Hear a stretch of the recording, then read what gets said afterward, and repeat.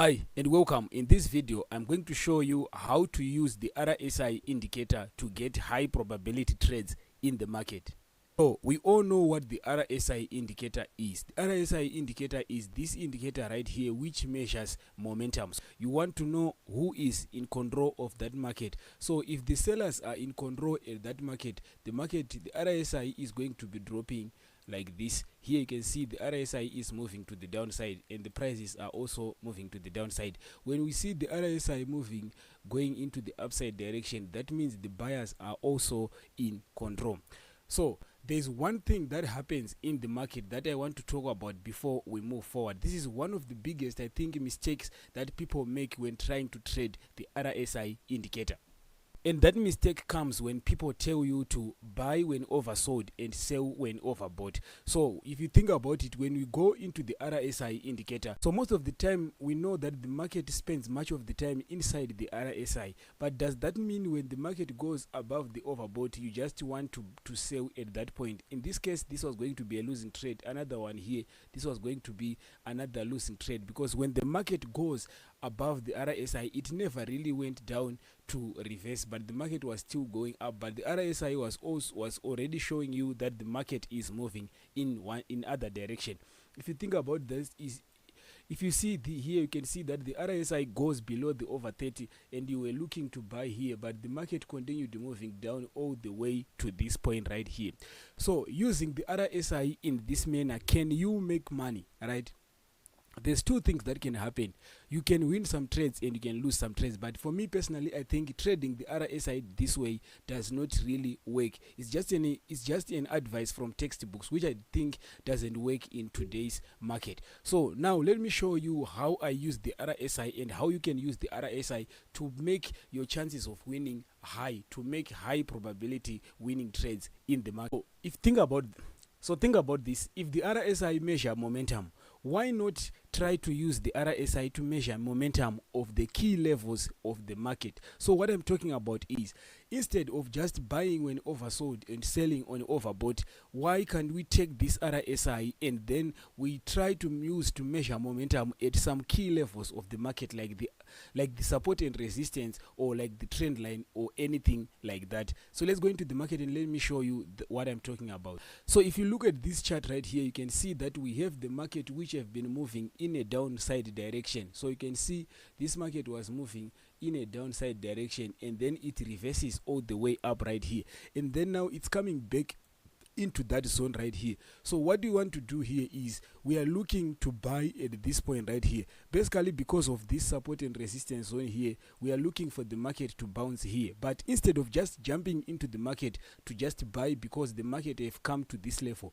why can we take the RSI and measure momentum of this zone? So first of all, if you look into this chart, you are going to see that when the market reversed right here, the RSI was below 30, which means there was a lot of selling pressure, but still the market managed to push up to the upside right now. And then now when the market comes back into this zone here, we look into the RSI and see if the market is on the below level 30 again, right? If we see that the market is not below level 30, it simply means the selling pressure which is on this zone is lower than the selling pressure which was on this zone, because on this zone we see the RSI goes all the way down below the level 30. But in this case, the RSI doesn't go below the level 30. So we know that the selling pressure that is here is less than which was here. So there's chances that the market is gonna bounce from this point.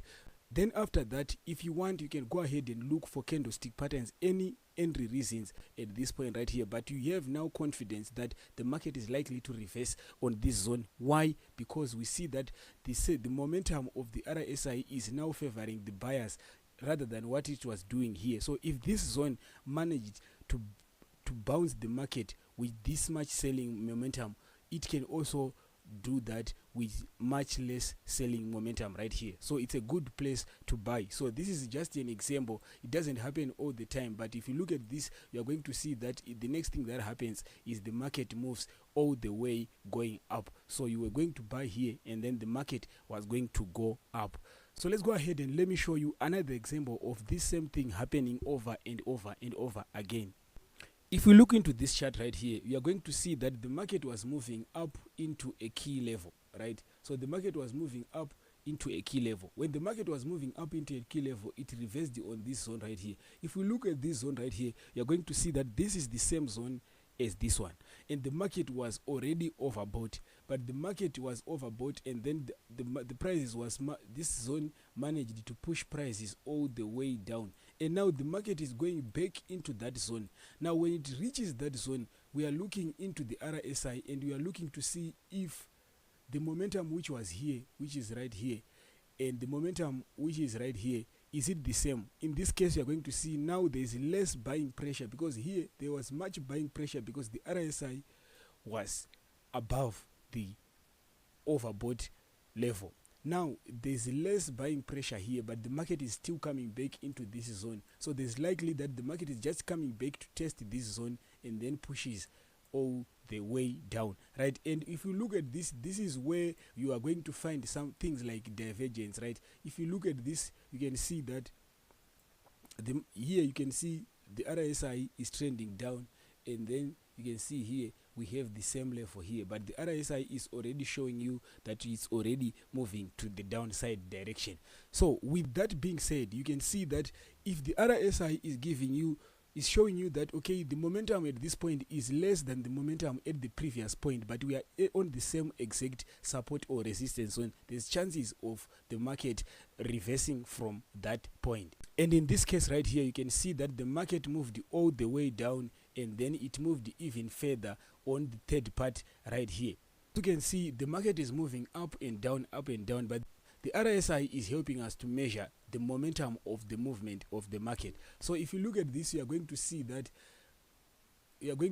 okay, again on the third time we were here, the market moved down, it came back again into this zone right here, but the RSI was showing you that it's already going to the downside direction. So there's even much less momentum at this point, and you got this big move right here. So all you wanted to do is, when the market came back into this zone right here, or this zone right here, you look for the RSI and you see that, okay, on this same zone the market was once above the oversold, but now is below the oversold. So now there's chances of the market pushing down. So what you do is you sell at this point, and then you put your stop loss right here, and then you take profit below or the previous zone. That's how you trade with the RSI and get high probability trade. Before we go on, let me give you one more example so that you can see what I'm talking about.